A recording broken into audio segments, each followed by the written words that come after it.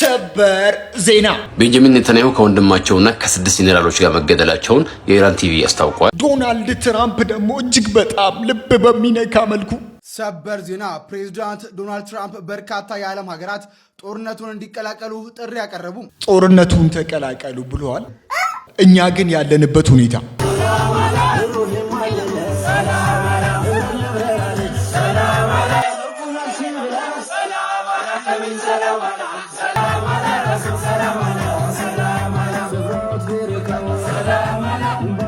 ተው እናንተ ሰው በመሞቱ እንደዚህ አትደንግጡ። ተው እንዲህ ክፉ ናችሁ እንዴ? በዚህ ሰዓት እንግዲህ አሜሪካ የኢራኑን አዲሱን መሪ ጨምሮ እዚህ ጋር የምትመለከቷቸው የኢራን ባለስልጣናትን ለጠቆመኝ $10 ሚሊዮን እሰጣለሁ። መውጫዋን ያጣችው አሜሪካ በዚህ ጦርነት ላይ እንግዲህ ማሸነፍ አቅቷት እጅግ በጣም በሚያስገርም መልኩ $10 ሚሊዮን እሰጣችኋለሁ እነዚህ ሰዎችን ለጠቆሙን እያለች ነው። እኔ ልጠቀማቸው መሰለኝ።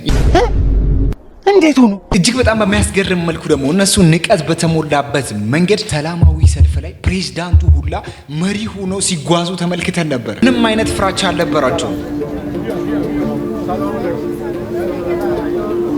የኢራኑ ጠቅላይ ሚኒስቴር ማሱድ ፔዜሽኪያን እንደምትመለከቱት ከህዝቡ ጋር እንደዚህ ፎቶ እየተነሱ ነበር። $10 ሚሊዮን ብሩ እኔ እየጠቆምኳችሁ ነበር እኮ ኢራን ውስጥ ናቸው እያልኳችሁ ነበር።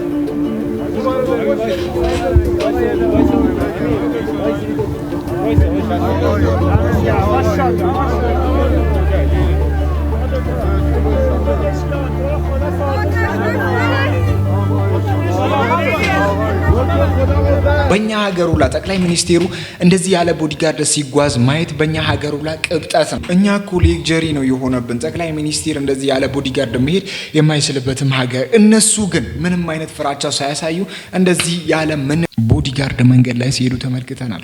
አሜሪካ ምን እንዳሰበች ብቻ አላቅም። ከዚህ በኋላ እጅግ በጣም በሚያስገርም መልኩ ደግሞ እስልምና ውስጥ አሉ ከሚባሉ መስጂዶች ውስጥ 3ኛ ደረጃ ላይ የተቀመጠው የቤተል አቅሷ መስጂድ ነው። ይሄ የቤተል አቅሷ መስጂድ እንግዲህ እጅግ በጣም በሚያስገርም መልኩ እዛ ውስጥ መስገድ አትችሉም ተብለው ፍልስጤማውያን በረንዳው ላይ ወይም ደግሞ አካባቢው ላይ ሲሰግዱ ተመልክተናል። እንደዚህ በፌዴራል ታጅበው እየሰገዱ ነበር። ቤተል አቅሳ ውስጥ ለምንድን ነው ያልሰገዱት ከተባለ እስራኤል ትፈራለች፣ የሽብር ጥቃት ሊከናወን ይችላል፣ እዛ ውስጥ መስገድ አትችሉም ብላ ከልክላ። ሌላው ትኩስ ዜና ደግሞ ተደሰቱ ተብለናል መሰለኝ። ወላሂ ተገልሏል። ካላመናችሁኝ ከፕሮፋይሌ ስር የቴሌግራም ሊንክ አለ፣ ገብታችሁ ፎቶውን መመልከት። የአባት ደም አይፈስም በጎንደር ከተማ ታላቁ መስጊድ ኢማም የነበሩትንና የኡላማው ምክር ቤት አባል የሆኑትን ሀጂ ሙሐመድ ዘይኑን የገደለው ወንጀለኛ መጨረሻው ሞት። ይህም በሀገራችን ደረጃ በዚህ ሳምንት የተከናወነ ነገር። ተረጋጉ። ይሄ ብቻ አይደለም። የምንጊዜም የፊት ለፊቱ ምርጡ አጥቂ ተብሎ ከሚጠራ ውስጥ አንዱ የሲቲው የፊት መስመር ተጫዋች 9 ቁጥር የሆነው ሃላንድ ነው። ሃላንድ በዚህ ሰዓት ደግሞ لا اله الا الله واشهد ان محمد رسول الله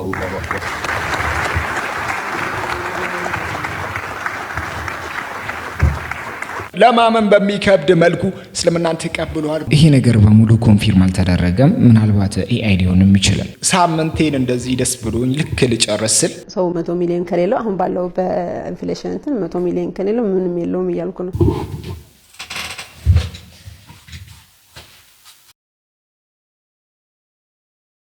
እኛ የቦንዳ ልብስ መልበስ ሌክቸሪ ሆኖብናል። የቦንዳ ልብስ ነው ቀያይረን የምንለብሰው። እኔ ሰልባጅ ነው ማለት ቦንዳ ለብቻ። በዚህ ሰዓት ስንት ነው ያለችው? 100 ሚሊዮን ነው 10 ሚሊዮን? በዚህ ሰዓት ይሄን ብር የሌለው ሰው ደሃ ነው። ተረዳችሁና ወደ ደሃ ናችሁ። ይህ ብር ከሌላችሁ በዚህ ሰዓት ርባይለት እናንተ 1 ሚሊዮን በመቶ ሺህ ቤት ይዛችሁ ደግሞ የምትቆለሉ አንዳንድ ሰዎች አላችሁ። እረፉ። እናንተ ጎዳና ወጥቶ ከመለመን ትሻላላችሁ የሚል ነው እንጂ 10 ሚሊዮን 20 ሚሊዮን 100 ሚሊዮን የሌለው ሰው በዚህ ሰዓት ደሃ ነው። ሁላችንም ማስመሳዮች ነን። ያልፋል። ሰላሙ አለይኩም ወራህመቱላሂ ወበረካቱ። እንዴት ናችሁ? ሁሉ ሰላም፣ ሁሉ መልካም። በዚህ ሰዓት 100 ሚሊዮን ብር የሌለው ሰው ደሃ ነው። ሰው 100 ሚሊዮን ከሌለው አሁን ባለው በኢንፍሌሽን 100 ሚሊዮን ከሌለው ምንም የለውም እያልኩ ነው። እስቲ ሆዴ ቻለው እስልቤ ቻለ። እንዴት ነው ግን ሳምንታችሁ ግን እንዴት እየሄደ ነው? ደቦ ረመዳን ዱዓ የተደረገ ነው። ዘንድሮ ኢቲካፍ የገባ ሰው አለ? የለም። ለምን አልገባሽም? ለምን አልገባህም? ለነገሩ ላንቺ ለምን አንተ አልገባህም? እውነቱን እናደርግ ትምህርት ስራ ነው። እሺ ይሁንና ለማስታወስ ያክል በዚህ ሰዓት ትንሽ ይልቅ ራሱ መስጂድ ውስጥ ከቆያችሁ እንደ ኢቲካፍ ነው የሚቆጠረው። እዛ ውስጥ ገብታችሁ እንግዲህ 1 2 ፊት 3 ፊት 4 ፊት 1 ጁዝም 2 ጁዝም 3 ጁዝም የምትችሉትን ያህል ቀርታችሁ ከወጣችሁ ኢቲካፍ እንደገባችሁ ይቆጠርላችኋል። በዚህ መልኩ ደግሞ ለኔም ክፍያ ትከፍላላችሁ ስለነገርኳችሁ። ምንድነው የምትከፍሉልኝ?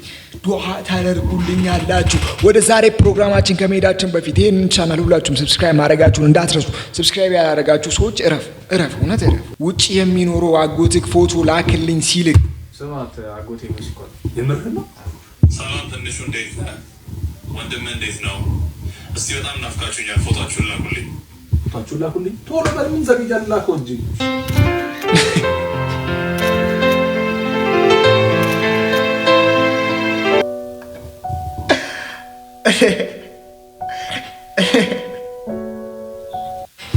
እኔ ራሱ አሳዘናችሁ። እስኪ አካውንታችሁ ከስር ጻፉ። الشريفة والعفيفة يا أبي እንዴት ነህ ዳጊ? ሰላም እንዴ ዳግም ምን ሆነ ነው? ምንድነው እሱ ጓደኛሽ የምትበጣጠሰው? ሰላም ስላት ሰላም አትለኝም እንዴ? ኧረ ዳጊ ተሳስተሃል። እንደዛ አይደለም። ጾም ላይ ስለሆነችና ለሃይማኖቷ ክብር ስላላት እንደዛ ነው እንዴ? እኔ ደግሞ እየተንጠባረረች መስሎኝ ሶሪ ልበላት። ይቅርታ በእናትህ። አንተ እንዳሰብከው አይደለም። ወንድ ሰላም ስለማለት ነው። መቼስ ነግራለች። አዎ አስረዳችኝ እኮ። በጣም ይቅርታ። እሺ ወይኔ በቃ ያቢት አደውልሻለሁ። እሺ ቻው። ደህና ሁን። ጓደኛሽ ሸሞን እንዴ? አይ ዳጊ ትደግመዋለህ። እጅህን ደግመህ ትዘረጋለህ። ዳጊ እረፍ እንጂ እረፍ። በቃ አንዴ ከተባለ እኮ ተባለ። በዚህ ሰዓት ግን ሞሊድ የማያከብር ሰው አለ? ግን ሞሊድ የማያከብር ሰው ማንም ሰው በዱላ ቢመታን እንኳ ማንም ሰው ቢደበድበንም እንኳ አይደለም መሰደብ ብንደበደብ እንኳ ራሱ የነብያችንን መውሊድ ሰለላሁ ዐለይሂ ወሰለም መተው የለብንም። መውሊዱን ማክበር አለብን ነው የምንለው። ምክንያቱም እኛ መውሊድ የሚያወጣ ካለ በሐያት ለሙስጠፈል ከማለከውኑ መብራት ቀልቡን ደስ እያለው በበሻሻፊት ያገዘ ሰው ሁላ መውሊድ በማውጣት ገንዘብ በመደብለቅ ወይም በጉልበት ኪታቡን ያስቀራ ጧሃራ ቤት ቁሞ የሚያዳመጠ ለነቢ ሁርመት ክፉ ያገኘውን በዱንያ መሬት አላህ ይምረዋል የቂያማ ማምለት ነውርም ቢኖረው አይቀጣበት ይሰትርለታል ሐዩላ የሙት ለሙሐመድ አሚን ለነቢ ሁርመት ይከተብለታል ሌላ ሐሰናት ከማፊ ቀውሊሂ ኢነል ሐሰናት ፉላን ኢብኑ ፉላን ገዲ የሚሉት አጥርተነዋል ከጀሂም እሳት ለሙሐመድ አሚን ለነቢ ሁርመት ጀነት ይገባል በከጀለበት በመረጠው ድጃፍ ቀልቡ በሻበት ነቢ በጣተው ሰለላሁ ዐለይሂ ወሰለም ፈርመውለት ብለዋል አባቶቻችን። ሰምታችኋል። በፈለጋችሁ መንገድ ጀነትን ለመግባት ከፈለጋችሁ ሞሊድ እያወጣችሁ ሞሊድን ከሩቆ በጠሉ ሰዎች አላችሁ። አንዳንድ ሰዎች እኔ በበኩሌ ሞሊድ ብረድ ሆነው ይቻላል ሞሊድ እጄ ባላቀም ብረድ ሆነው ላላቀም እና ሞሊድ አክብሩና ያለምንም ቲኬት ያለምንም ጭንቀት ጀነተል ፍርደውስን ጀነት የፈለጋችሁበት ማመቻቸት ትችላላችሁ። ቀልዱን እንተውና ሞሊድ እንዴት ይታያል ከተባለ እኔ በበኩሌ የማከብር ሰው አይደለሁም። ሞሊድን እንድታከብሩ አልመክራችሁም። ቁርአን እየቀራ ህይወቱ ያለፈው የሞተው ሰው መነጋገሪያ ሆኗል። ምን አይነት መጨረሻም ነው የዚችን ምድር የተሰናበተበት መንገድ እያሉ ብዙዎች እየተቀባበሉት ነው። የጁማዓ ሶላት እየጠበቀ ነበረ። በዚህ መሃል ቁርአን እንደምትመለከቱት እየቀራ የነበረ ሰው በጣም በተመስጦና በመረጋጋት ነበር ሲቀራ የነበረው። ነገር ግን ከትንሽ ሰዓታት በኋላ ይህ ሰው ያንን ቁርአን እንደዚህ በደረቱ እቅፍ እንዳደረገ ይችን ዓለም ተሰናብቷት ሄደ ማለት ነው። ይህ ሰው አሁን ላይ ማለት ነው ብዙ ሰዎች ምን አይነት መጨረሻ ነው ያ የተቀደሰውን ቅዱስ ቁርአንን ማለት ነው እያነበበ መሰናበት እያሉት ይገኛሉ። የሚገርመው ነገር ይህ ሰው እንዳልኳችሁ በመመሰጥና በፍጹም እርጋታ ነበረ። ምንም አይነት ህመም አይታይበትም ነበር ይሄንን ቁርአን ሲቀራ። ነገር ግን ከሞተም በኋላ ራሱ ማለት ነው ምንም አይነት የሆነ ጉዳት ወይ ደግሞ መውደቅ የለም። እንደምትመለከቱት ቁርአኑን እንግዲህ እቅፍ እንዳደረገው ይችን ዓለም ተሰናብቷል። ያ አላህ አሁን ላይ ይህን ሰው ብዙ ሰዎች እየተቀባበሉት ይገኛሉ። ምን አይነት መጨረሻ ነው ግን? ለተመሳሳይ መረጃ የፕላስ ምልክቷን መጫናችሁ ነው። አላህ መጨረሻችንን ያሳምሩ እንላለን። እየደለቀን ሳይሆን ቁርአን እንደዚህ አቅፈን የምንሞትበትን እድሎች እያመቻቸን ብንሄድ ተገቢ ነው። እንዴት ፖለቲካ እንደሚሰሩ ተመልከቱ። ይመራኛል ላልከው ጠቅላይ ሚኒስትርህ እንኳን ለጾም እንኳን ያደረሰን አንተን አላለህም። ምክንያቱም ይጸየፍሃል። በዚህ መጣል እንኳን ያደረሰ ብላችኋል ብሏል እንደ ክርስቲያን አላየውም። ሰኞ ቀን ነበር ጾም ሊገባ የነበረው። እሑድ ቀን እንኳን ለረመዳን ጾም አደረሳችሁ ብሎ ሮብ ለሚገባው ጾም ማለት ነው። ለነሱ እንደዛ ነው ያለው። ክርስቲያኖች ምንም አልተባለ። እንግዲህ ይሄኛው በአደባባይ ላይ የሚናገሩት ነው፣ በውስጥ ደግሞ የሚሰሩት ከዚህ በላይ ነው። እኚህ ግለሰቦች ሁለት ማንነት አላቸው። በአንደኛው ማንነታቸው ሃይማኖተኛ ሲሆኑ፣ በሌላኛው ማንነታቸው ግን ፖለቲከኞች ናቸው። ህዝቡን ከመንግስት ጋር ለማጋጨት እንደገና ደግሞ መንግስትን ከህዝብ ጋር ለማጋጨት ይሰራል። ይሄኛው ሌላኛው ህይወታቸው ነው። የሚመራ መንግስት እንኳን ይንቃል። እንዴት እንኳን አደረሰ አይልም ብሎ እንዴት ሰው ይናገራል? የአንድን ሀገር መሪ በዚህ ልክ በራስ ደረጃ ወርደ መናገር ሌላኛውን ማንነትን የሚያሳይ ነው። ታዲያም ህዝቡን በእግዚአብሔር ቃል መምራት ሲከብዳቸው እንዴት አድርጎ ወደ ፖለቲካ እየወሰዱት እንደሆነ ተመልከቱ። እናም እንዲህ ያሉ ግለሰቦችን የምትሰሙ ሰዎች አጀንዳቸው ምን እንደሆነና ምን ፈልጎ እንደሚያወሩ እንድታጣሩ፣ ከምትሰሙት ነገር እንድትቆጠቡ፣ እንደገናም ደግሞ ከነሱ ይልቅ መጽሐፍ ቅዱሳችሁን እንድታነቡና የእግዚአብሔር ልጅ ኢየሱስ ክርስቶስን በግላችሁ እንድታውቁ ወዲሁ ጥሪ ያቀርብላችሁ። አዎ እነሱ የፈለጉት መንገድ አለ። በእነሱ በፈለጉት መንገድ ውስጥ እንግዲህ ጠቅላይ ሚኒስትሩን ሲጀምር እነሱ ብዙም አያከብሩትም።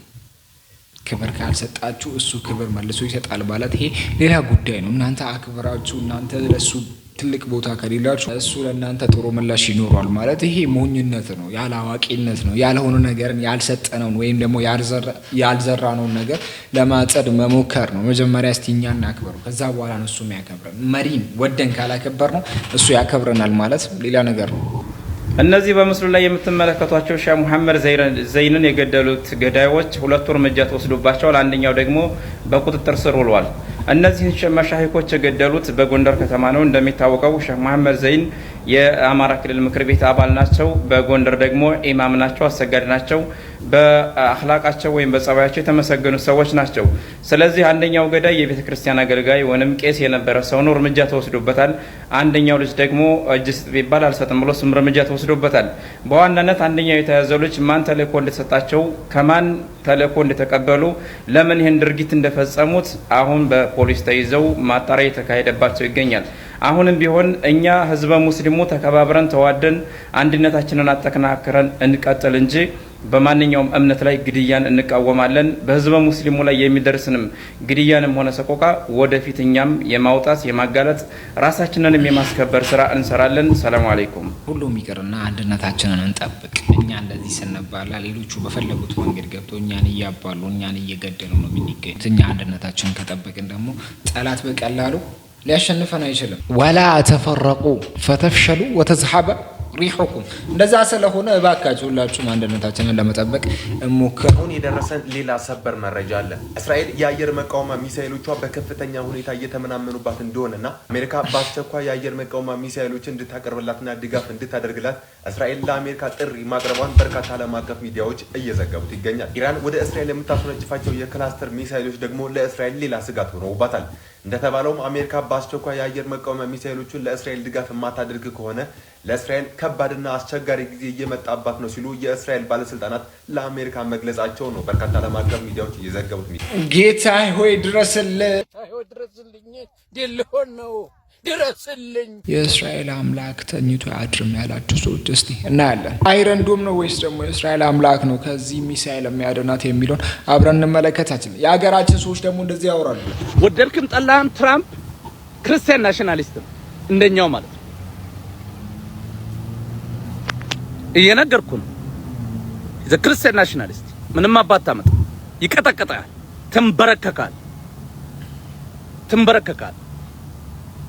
ትንበረከካል። ስለዚህ ቀሚስ ለባሽ እጅ ስጥ እየተባለ አንኮንዲሽናሊ ሰሬንደር አለ። ለቀሚስ ለባሽ ክብር የለን። አላሁ አክበር እያልክ 72 ደናግላን ገነት ላይ ጠብቁኛል የምትል ለሃጫም ዋጋህን እያገኘ ነው። እስቲ ታሪክ ይናገር ማን እንደሚንበረከክ እናያለን። ታሪክንም ደግሞ ከተመለከትን አፍጋኒስታንን መውሰድ እንችላለን። የድሮ ሮማውያንን መውሰድ እንችላለን። ማን ምን እንዳደረገ ሁላችንም የምናውቀው እውነታ ነው። አሁንም ቢሆን ኢራን ላይ እንደዚህ አይነት ጭፍጨፋዎችን አከናውናለሁ ባሸንፍ ይወጣለሁ ማለት ይህ ዘበት ነው፣ የማይጠበቅ ነገር ነው። እስቲ እንመለከታለን። እጅግ በጣም በሚያስገርም መልኩ ደግሞ ኔታንያሁ ራሱ ሞቷል የሚሉ ዜናዎች እየሰማን ነው። እስራኤል ጠቅላይ ሚኒስቴር ሞተዋል አልሞቱም በሚል በዚህ ሰዓት የዓለም ሚዲያዎች እየዘገቡ ይገኛሉ። ሞተዋል ብዬ እንዳስብ ያደረጉኝን ሀሳቦች ልንገራችሁ። በዚህ ሰዓት ፕሬዝዳንቶች፣ ጠቅላይ ሚኒስቴሮች ከእስራኤል መንግስት ጋር የስልክ ግንኙነት ሲያደርጉ እሳቸው ወክላ የምታወራቸው የኔታንያሁ ዓለም አቀፍ ግንኙነት አማካሪ ካሮሊን ግሊንክ ናት። መቼም እሱ በህይወት ወይም በጥሩ ጤንነት ላይ ያለ የሀገራት መሪዎች እሱ አታወራቸውም። ሌላኛው ጥርጣሬ ደግሞ የጀርመን የውጭ ጉዳይ ሚኒስቴር ጆሃን ዋድፎል እስራኤል ሄዶ ነበር። ነገር ግን እሱም ኔታንያሁን አላገኘም ነበር። ሌላኛው ደግሞ የፈረንሳይ ጠቅላይ ሚኒስትር ኢማኑኤል ማክሮን ከእስራኤል ጋር የስልክ ውይይት አድርገው ነበር። እሱም ግን ያናገረው ካሮሊን ግሊንክን ነው። ዛሬ ደግሞ የታየው የአይ ቪዲዮ ሲጨመር እስራኤል የሆነ እየደበቀች ያለችው ነገር እንዳለ ያሳያል። ይሁን እንጂ አንዳንድ መረጃዎች እንደዚህ ተብሎ ሞተዋል ተብሎ ይወራ እንጂ በሌላ አንግል ደግሞ ወይም ደግሞ በዌስተርኖች ደግሞ የሚወጣው ዜና ይሄንን ይመስላል። ጠቅላይ ሚኒስትር ቤንያሚን ኔታንያሁ ተገደሉ የሚል ወሬ የኢራን ሚዲያዎች በስፋት እያሰራጩ ይገኛሉ። እውነታው ግን ምንድነው?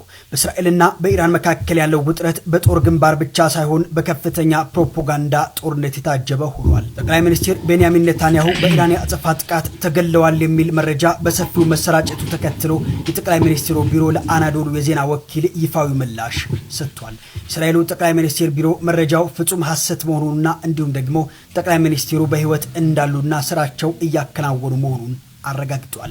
በአንጻሩ የኢራን ሚዲያዎች ጠቅላይ ሚኒስትሩ ተገለዋል፣ አሁን የሚታዩት ግን በኤአይ ቴክኖሎጂ በተሰራጨ ምስል እየተተኩ ናቸው በሚል መላምት እያሰራጩ ቢሆንም ለዚህም የሚያሳምን ምንም አይነት ማስረጃ እስካሁን አልቀረበም። እንደዚህ ነው ትክክለኛ መረጃ እንግዲህ ከነሱ ነው መስማት ያለብን። ለምን ከተባለ ሞተዋል አልሞቱም የሚለውን በእርግጠኝነት ከነሱ አፍ ከሰማን ነው ይሄን ነገር ማመን የምንችለው። ሌሎቹ አካላት ካወሩ ምናልባት ይሆናል ገመት ነው የሚወራው።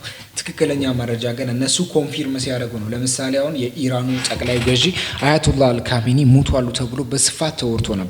ግን ኢራን ምን እንደምትል እየተጠበቀ ነበር። ያንን አስመልክቶ ነው እንግዲህ ትላልቅ ሚዲያዎች እና ቢቢሲ፣ ሲኤንኤን እና ሌሎች እና አልጀዚራም ደግሞ ይዞ የወጡት። ኢራኖች ኮንፊርም ካረጉ ብቻ ነው እነዚህ ትላልቅ መረጃዎች እውነት ነው ብሎ ዜናውን የሚያወጡት። እንደዛ ካልሆነ በስተቀር ትላልቅ ሚዲያዎች እስካሁን አሉ። አፍጋኒስታን ውስጥ አሜሪካ ተጠቀምበት የነበረውን ኤምባሲ አሁን የህዝብ ማዕከል አድርገው እና እየቀሩ በቃ ደመቅ ብሎ ነው እኛ የሰማነው የጦር መሳሪያዎቻቸው ምናምን የቀሩትን እሱን እንዳስቀሩባት ነው። ይሄ ደግሞ ስፔሻል አሁን እየቀሩበት ነው። ለማንኛውም ቪዲዮ ላይ ተከታተሉት። ተሰብስበው እየቀሩ እናያለን ኤምባሲ ውስጥ ማለት ነው። بحفظ القرآن الكريم سبحان الله. تعال نكمل جولتنا ندخل شوية جوا ونشوف ايش فيه بالضبط. طبعا هنا في دراسة ለዚህ አፍጋኒስታን ቀደም እንዳልኳችሁ ነው ያለምንም ረህራሄ ነው የነሱን ጠቅላላ ነገሮችን ተረክበው አሁን እየተጠቀሙበት ያለው። እጅግ በጣም በሚያስገርም መልኩ ደግሞ እነሱ ለማናደር የሚጠቀሙበት የሃይማኖት ነገሮችን ብቻ እንደሆነ አውቀናል። በሌላ ደግሞ እጅግ በጣም በሚያሳዝን ዜና ደግሞ አንድ ትልቅ ዜና አለ። ታሳ ለንዳሞ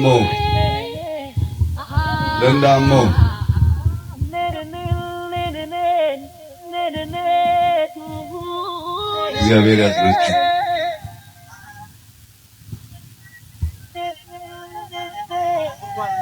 ከሰሞኑ በጎፋ ዞን የደረሰው አደጋ የኢትዮጵያውያንን ልብ ሰብሯል። መቶዎችን ከቀጠፈው የመሬት መንሸራተት አደጋ በኋላ ከሀገር ቤት እስከ ዓለም አቀፉ ማህበረሰብ ሀዘናቸውን እየገለጹ ይገኛሉ። የዞኑን ሕዝብ ለማጽናናት የፌዴሪ ጠቅላይ ሚኒስትር ዶክተር አብይ አህመድም በኬንቾ ሻቻ ጎዝዲ ቀበሌ ተገኝተዋል።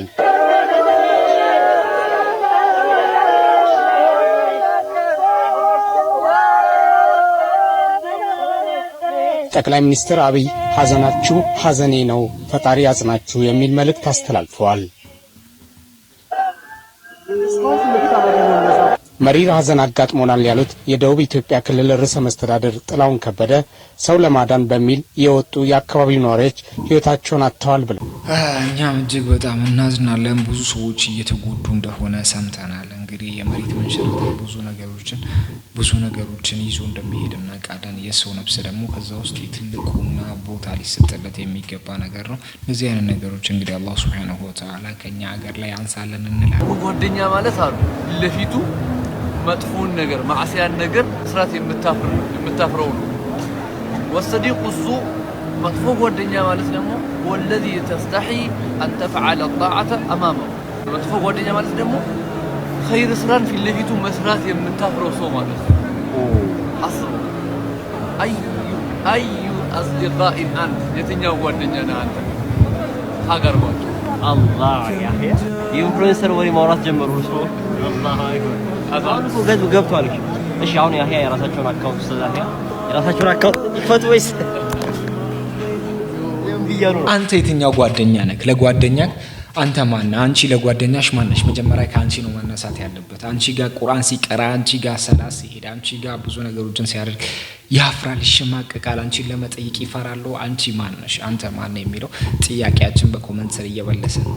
ሙስሊሞች በካንሰር የመጠቃት እድላቸው ዝቅተኛ እንደሆነ ያውቃሉ። በተለያዩ ጊዜያት በተሰሩ ጥናቶች ከሌሎች ሀገራት ይበልጥ በሙስሊም ሀገራት የካንሰር መጠን አነስተኛ ነው። የመጀመሪያው ጉዳይ በሙስሊም ሀገራት የአልኮል መጠጥ አጠቃቀም እጅግ አነስተኛ መሆኑ እንደሆነ ይነገራል። ይህ ደግሞ የብዙ ካንሰሮችን ስጋት ይቀንሳል። የሐላል አመጋገብ ስርዓትም ደግሞ ሌላው ነው። የአሳማ ስጋና መሰል ክልክል የሆኑ ምግቦች በሙስሊሙ ማህበረሰብ ዘንድ ምግብነት ስለማይቀርቡ የካንሰር መጠን ከምዕራቡ ዓለም አንጻር እጅግ አናሳ ነው። ዋናውና ትልቁ የረመዳን ጾም ደግሞ ለካንሰር መጋለጥን በእጅጉ ይቀንሳል። ልቅ የሆነ የጾታ ግንኙነት አለመኖር፣ የሴት ልጆች የሂጃብ አለባበስ ለፀሐይ ጨረር የመጋለጥን መጠን ስለሚገድብና በሌሎች ምክንያቶች ካንሰር በሙስሊም ሀገራት እስቲ ሙስሊም ላረገን ጌታ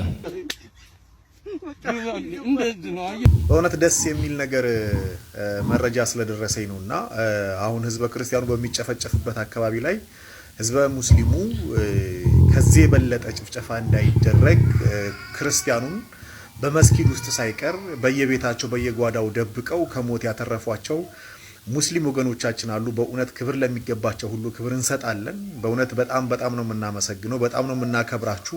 ይሄንን አንድነትን ነው የምንፈልገው። አንድነትን የማይፈልጉ ጽንፈኞች ደግሞ አሉ። ውርጋጦች፣ የሰፈር ዱርዬዎች ተሰብስበው ነው ይሄንን እያደረጉ ያሉት። በዛ ሃይማኖት ስር ወይም ደግሞ በዛ እስልምና ስር ተሰብስበው ይሄንን እያደረጉ ነው። እነሱን የሚቃወሙ ማጆሪቱ ሙስሊሞች ደግሞ ይሄንን እንደዚህ እያደረጉ ነው። ህዝበ ክርስቲያኑን ከሞት እየጠበቁ በመስጊድ ሳይቀር እየሸሸጓቸው ያሉ አሉ። በእውነት በጣም ነው የምናመሰግነው። ይሄም ጊዜ ያልፍና እንደ ታሪክ ልናወራው እንችላለን። በእውነት መቼም አንድነታችንን የሚያሸረሽር ነገር መኖር የለበትም ብለን እናስባለን። ከልብ እናመሰግናለን። እኛም የምንጮኸው የሌላ ሃይማኖት ጥላቻ ኑሮብን ሳይሆን እንደዚህ አይነት የንጹህ እኔ በህይወቴ እጅግ በጣም በሚያስገርም መልኩ ሁሱ እንዲህ ሲደነግጥ አይቼም ሰምቼም አላቅም ነበር። እጅግ በጣም በሚያስገርም መልኩ በንዴት እቺ ልጅ እያወራች የነበረችው ልጅ ነቅሎ ያስወጣት እንዴት ምን ብትለው አለባ ሁለት እምነት የሆነው እኮ ለዚህ ነው አይደል? አንተ ኦርቶዶክስ እኔ ሙስሊም የሆነው የሚያለያየን ነገር ስላለ ነው። ስለዚህ ይሄንን አይታ አንተ ሄደህ መጠየቅ ያለብህን አካል እንድትጠይቅ መጀመሪያ የሚያሳየን በስነ ስርዓት ነው። ቆይሽ አዲስ ኪዳን ግባና አሳየው ሁሱ መጽሐፍ ቅዱስ ላይ ኢስላም የሚለውን ቃል አሳየው። ትርጉሙ ልክ አይደለም አልኩሽ እኮ እሱም ቢያሳየኝም እኮ ያን ያህል እንትን አይደለም። ሳያየው የት እንደሚሄድ ያውቅም ምን እንደማታይም ግን በስነ ስርዓት አልተተረጎመም። አሁን ቅድም ይኸውልሽ ሁሱ ምን እንዳለችኝ ታውቃለህ? ቅድም ይኸውልህ እኔና እሷ ስንነጋገር መጽሐፍ ቅዱስ ላይ ጥቅስ እንድትሰጠኝ ማለት እንድንነጋገር መጽሐፍ ቅዱስ ላይ ቀጥታ ኢስላም የሚል አለ መጽሐፍ ቅዱስ ላይ እዛ ላይ አውጣ አንብብ አለች። እስላም ሲጀመር መጽሐፍ ቅዱስ በሚጻፍበት ጊዜ መች ነበር እስልምና የተባለ የተሰየመው? ራሱ ወደ ከ500 ዓመተ ምህረት በኋላ አይደለም ወይ አልኳት። በዛን ጊዜ እስልምና ሲጀመር ኦሪት ላይ ራሱ እስልምና የሚለው ስም ራሱ መች ነበረ ነው ያልኳት። አለ ላሳይህ ወይ ያልኩህ ነው። ስሙ መች ነበረ? ስሙ የተሰየመው ከ500 ዓመተ ምህረት እስልምና የሚለው ብቻ ሳይሆን ትክክለኛውን አምላክ በትክክል ማምለክ ኢስላም ነበር። ነብያቶች ሁሉ ኢየሱስ ሳይቀር ሙስሊም እንደነበር ላሳይህ አንተ ፈቃደኛ ከሆነ።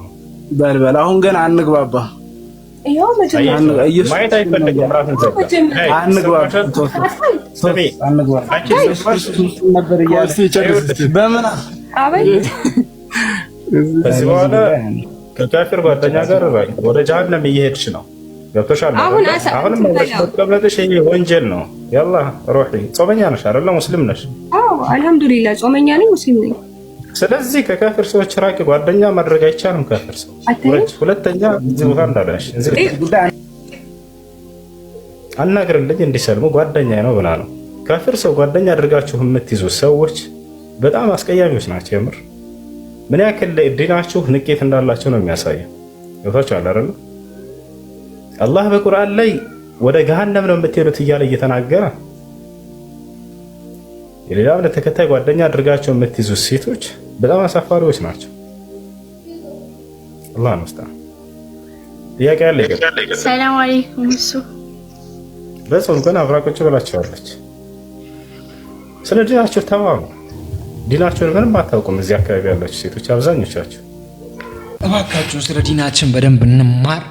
ጓደኛ ማለት ምን አይነት ጓደኛ? እንደዚህ እንደ ፍቅረኛ ለማለት ፈልጋ ይመስለኛል። አይ ቲንክ እንደዚህ ማድረግሽ እጅግ በጣም ሪስክ ነው ለልጆችሽ ራሱ። ብዙ እናቶችን ተመልክተናል። ልጃቸው ክርስቲያን ሆኖ ለራሳቸው እስልምናን ተቀብለው በራሳቸው መንገድ እየሄዱ ያሉት። ይሄ ለትውልድሽ እጅግ በጣም ሪስክ ነው። አንቺ እያዩሽ እነዚህ ልጆች ገሃነም መግባት የለባቸውም። የምናረጋቸውን ነገር ተጠንቅቀን አስበንበት መሆን አለበት እላችኋለሁ። ለዛሬ ስንላችሁ ፕሮግራም በዚሁ ይጠናቀቃል። በቀጣይ ቪዲዮ እስከምንገናኝ አኒ አንሱታ አዚ ኤኙኒ ኮመንት ጀለት በሬሱ ከሰን አከንደገኒ ሁሉ ላይክ ምግባራ ከይትረሲዮ